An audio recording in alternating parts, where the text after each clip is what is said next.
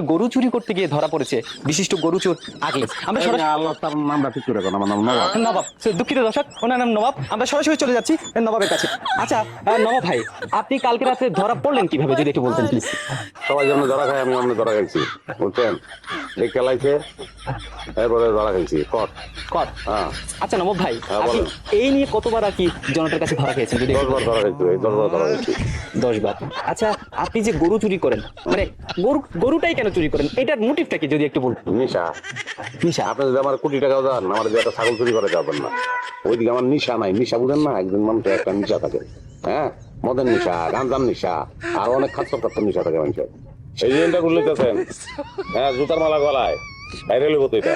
বাইরে লিবো না হ্যাঁ সংসার থেকে তো সম্ভাবনা আছে টাকা দেন টাকা মানে টাকা দিবেন না আপনি আমার ইন্টারভিউ নিতেছেন ইন্টারভিউ বাইরে লিবো আপনারা তো ইনকাম করবেন আমার ইচ্ছে ইনকাম করবেন টাকা না দিলে আর একটা কথা বলবো না